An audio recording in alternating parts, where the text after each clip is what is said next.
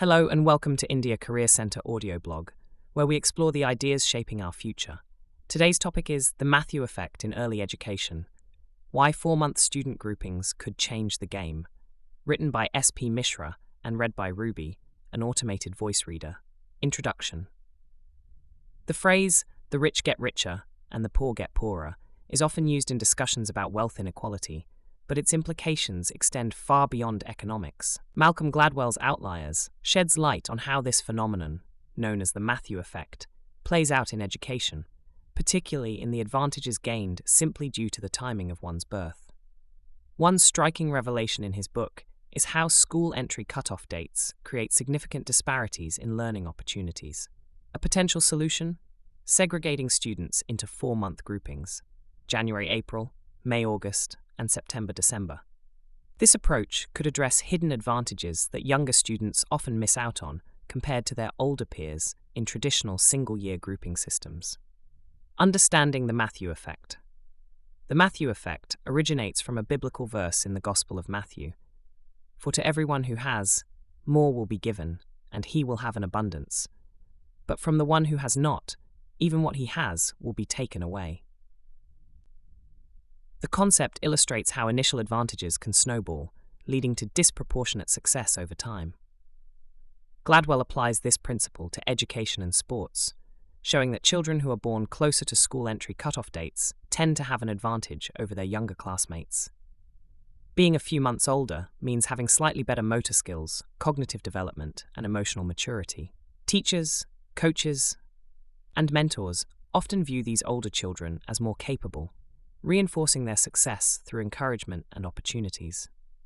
How birth dates shape academic and athletic success. Educational research confirms that children born just after school cutoff dates, typically in early months of the year, perform better academically and athletically compared to those born later in the year. A child born in January, for instance, will often enter school nearly a year older than a classmate born in December.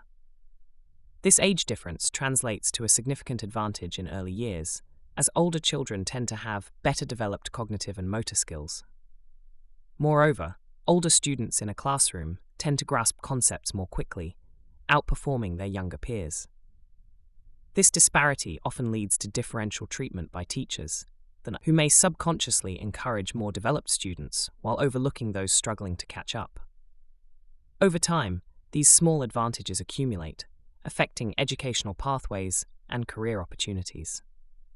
Similarly, in sports, studies have shown that professional athletes are disproportionately born in the earlier months of the year due to age-based eligibility cutoffs. The extra months of development provide an edge that persists throughout training, coaching, and competitive experiences. The proposed 4-month grouping solution. To combat the unintended consequences of traditional school-age grouping systems, some experts suggest implementing 4-month student groupings. Instead of lumping children into a single academic year, schools could divide students into 3 birth-based categories: January-April, May-August, September-December. This system ensures that students are grouped with peers who are developmentally closer to them, reducing the disparities seen in traditional year-long divisions. Potential benefits. 1. Balanced learning opportunities. Smaller age gaps between students mean fewer discrepancies in cognitive and emotional development. This creates a level playing field where students progress at more similar rates. 2. More accurate performance evaluations. Teachers can assess students based on their true abilities rather than their relative advantage or disadvantage due to age.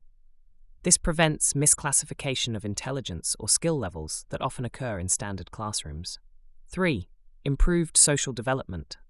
Younger students often struggle with confidence when competing against older classmates. Grouping students into 4-month cohorts could reduce intimidation and encourage healthier peer interactions. 4. Greater retention and reduced dropout rates. When students are placed in age-appropriate learning environments, they're more likely to stay engaged in the education system. A fairer grouping structure could reduce the number of students who feel discouraged and drop out due to perceived underperformance. Challenges and counter-arguments. While the idea of 4-month grouping is compelling, it does pose some challenges that would need to be carefully addressed. 1. Logistical implementation.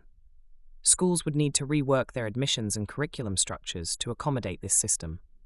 Teachers would need to adjust their teaching styles to cater to smaller, more closely grouped cohorts. 2. Parental concerns. Parents may worry that reorganizing classrooms based on 4-month birth cohorts could disrupt social bonds or hinder friendships with children from different groups. 3. Standardized testing adjustments. Current educational assessments assume a full-year grouping system. Adjustments in standardized testing frameworks would be necessary to reflect this shift.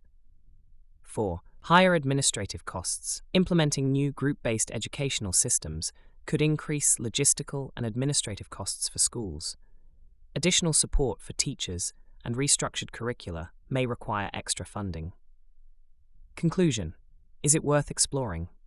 Despite the challenges, the concept of 4-month grouping presents a compelling argument for creating a more balanced educational system.